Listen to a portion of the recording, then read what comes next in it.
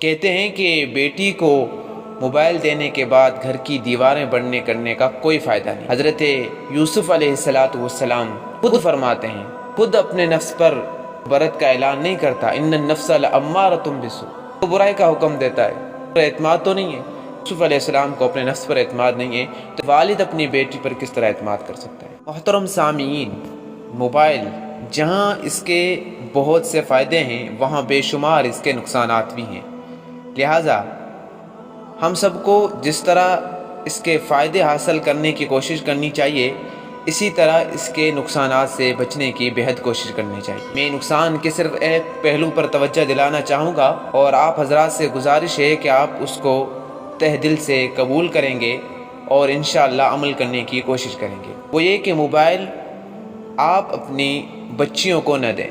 وہ کلی جو ابھی کھلی ہے، جس نے اس دنیا کے اندر ابھی قدم رکھا ہے اور وہ پھول بننے والی ہے، اس کو کسی درندے کے ہاتھوں میں مت دیجیے۔ لہٰذا اپنے بیٹی کو موبائل سے دور رکھیں۔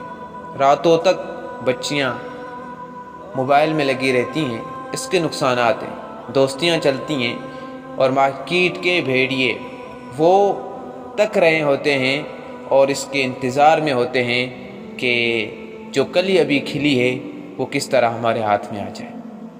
اور کچھ والدین اپنی بیٹیوں پہ اندھا اعتماد کرتے ہیں۔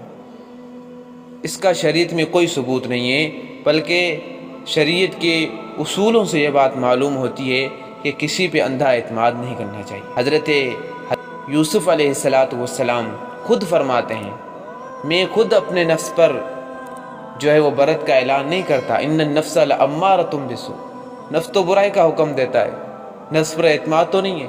جب یوسف علیہ السلام کو اپنے نفس پر اعتماد نہیں ہے تو ایک والد اپنی بیٹی پر کس طرح اعتماد کر سکتا ہے؟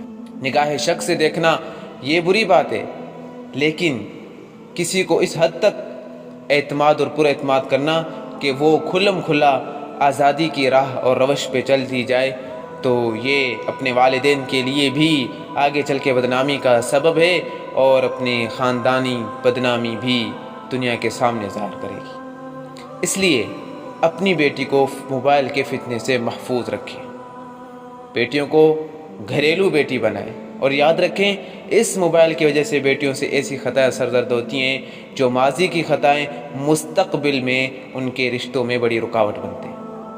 اس لیے اپنے بیٹیوں کو دیندار بنائیں اور موبائل کی دنیا سے دور رکھیں۔ حضرت تھانوی مولانا اشرف علی تھانوی رحمۃ اللہ علیہ فرماتے ہیں کہ شہر کی عورتیں ان میں ہزاراں خوبیاں ہوں، لیکن گاؤں کی ایک ایسی عورت جسے دنیا کی ان باتوں سے واقفیت نہیں، وہ ہزاراں درجہ بہتر ہے، کیونکہ وہ مومنات بھی ہیں، غافلات بھی ہیں۔ غافلت، انہیں نہیں پتہ انٹرنیٹ کیا ہوتا ہے، انہیں نہیں پتہ یوٹیوب کیا ہوتا ہے، انہیں نہیں پتہ فیس بک کیا ہوتا ہے، واٹس ایپ کیا ہوتا ہے، وہ اس دنیا سے دور ہیں۔ ان کی دنیا ایک پاک ماحول والی دنیا ہے۔ لہٰذا اگر آپ چاہتے ہیں کہ اپنی بیٹیوں کا مستقبل اچھا ہو، آپ کے بیٹیوں کا گھر اچھا بسے، ان کو نیک شوہر بنے، تو ان کو نیک بنانے کی کوشش کریں، اور ان کے نیک بنانے کی کوشش میں ایک قدم جو اس دور میں سب سے اول درجے کا ہے وہ یہ کہ ان کو موبائل کی دنیا سے دور رکھیں، اور ان کو موبائل دینے کی کوئی حاجت نہیں، کوئی ضرورت نہیں، اور ان کا ان میں سوائے نقصان کے اور کوئی فائدہ نہیں۔ اللہ ہم سب کو ان باتوں پہ اچھی طرح سے عمل کرنے کی توفیق عطا فرمائے، اور ہم اس بات کی طرف متوجہ ہوں کہ ہم اپنی بیٹیوں کی اچھی تربیت پیدا کریں کہ وہ آگے چل کے اچھی ماں بنے، وہ آگے چل کے امت مسلمہ کے لیے ایک رہنما تیار کرے۔